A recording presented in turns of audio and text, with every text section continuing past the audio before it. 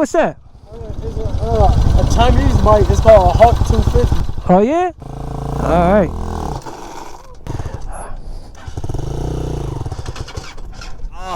There are some motorcycles that absolutely get no respect. Let's go for a ride.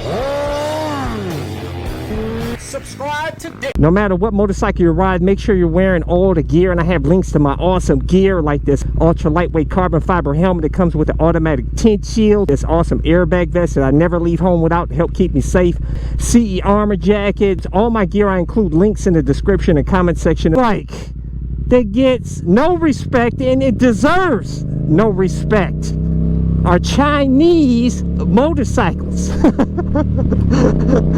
Chinese bike. It's called a Hawk 250. Oh yeah? Yeah. All right.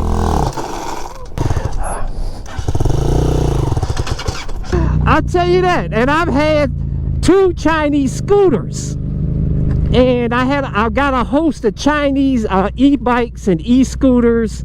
And I will tell you this, guys, a lot of the Chinese bikes come with poor quality control. That's the biggest issue with them, and a lot of them have poor materials on them, man. Like screws that strip out easy. It was made with cheap, crappy material. That scooter that I had, man, that thing was a rattle box with screws that were loose, and then when you go to tighten them, it strip out. Just a lot of junk. Now, there are good quality Chinese stuff out there, don't get me wrong, guys, because you know I've had all kinds of Chinese stuff, man, and there's some are better than others. Not all of, there's some high quality Chinese stuff out there, don't get me wrong. And a lot of these big brand companies like Apple, you know, they actually manufacture their parts in China, but they have excellent quality control. That's the key, is the quality control. It's lacking with some of the Chinese companies because they're cutting corners to save on costs to bring that cheap product to you, so you can pay a cheaper price, but you often end up with a cheaper product. It's really not worth it. That's why I say really it's best to stick with Japanese motorcycles, man, because it's quality parts, reliable, and the prices are pretty decent, man. Like I said, you pay for what you get. But anyways, Honda Rebel 250. I think that's probably one of the slowest motorcycles on the planet, which makes, honestly, I can't even recommend that for a beginner bike. It does 0 to 60 in like 12 seconds and a quarter mile in about a day. Seriously, man. They must have got like 16 horsepower on a good day going downhill. I think top speed, it says 75 miles per hour, but that's going downhill with the wind at your back. And I'll tell you, that back in the day, that's what people had to start on as a beginner bike, man. But it gets so much slander, I tell you. But it's sad though, because the new Honda Rebels are way better, man. They're much quicker, a lot better, way better. You got the Honda Rebel 500 now. You got the Honda Rebel 1100. They've come a long ways, but the old Honda Rebel 250 gets no respect. You know, another motorcycle that actually gets a lot of respect for its beauty, and this is number 4, and this is MV Agusta motorcycles, period. Say the MV Agusta Brutale Serie Oro. The MV Agusta Brutale Serie Oro, beautiful, beautiful bike, but gets absolutely slandered in shootouts. It always comes in last place. Any of the MV Agusta motorcycles, they always come in last place, and oftentimes they're not even featured in shootouts. Check it out. MV Agusta bikes, you know, I absolutely love the beauty of their bikes, man, but as far as their performance and everything, they always get slandered, man. They always get disrespected, you know. And I don't know, I've never rode one. I would like to ride one. There are no MV Agusta dealerships here in Ohio. I would have to go to Detroit, I think has one. And I may go up there one day, set up and see if I can get a test ride. If they can give me a test ride, I'll go up there. Because I've been wanting to try MV Agusta bike for many, many years. Many years, man. And I just want to see just how bad the ride is on them, because they have all high quality parts. It's an Italian bike, so you know it's got character, you know it's got power.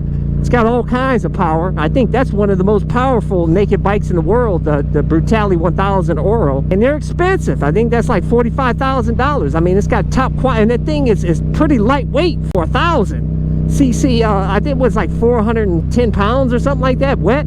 It's crazy, man. Recently, I spotted an Envy Agusta at a local dealership, and this was the very first time I laid eyes on one. Beautiful bike, and I sat on it. It felt great. But I'm scared to buy one of these because you hear so much disrespect and slander. The Honda Super Cub C125. Now we'll say here in America, our bikes are viewed a bit differently than in other parts of the world. We got a lot of macho guys here, okay? You know what I'm saying? And so in third world countries and Europe, you know, the smaller bikes are praised and they love them. But here in America, small bikes get disrespected. They get slandered, man. And that one actually is, I think, one of Honda's most best-selling motorcycles, I think, worldwide. But times have changed. We have so many different motorcycles now and so many amazing motorcycles that getting that bike and riding it around out here on the street, and it's all 11 horsepower and maybe a top speed of, I don't know, 60 miles an hour on a good day going downhill with the wind at your back, maybe. You're not going to get much respect out here on the street, probably even from non-riders out here. They'll probably laugh at you, maybe. I don't know. But I'm telling you, it's a weak man that cares about what other people think. I will say that. You know, I'm all about, I don't care. I do things the opposite. I try not to follow the crowd, you know. Otherwise, I'd be on a super bike all hunched over, you know, posing out here, trying to look cool on the bike, like so many people do out here. When actually they do what I'm doing, just cruising out here on the street. You know what I'm saying? And I'd rather be in a much more comfortable with a ton of bottom end torque like this has, and then to be sitting hunched over on a super bike, you know, with all this power at the top end, and just riding around, cruising around here on the streets trying to look cool.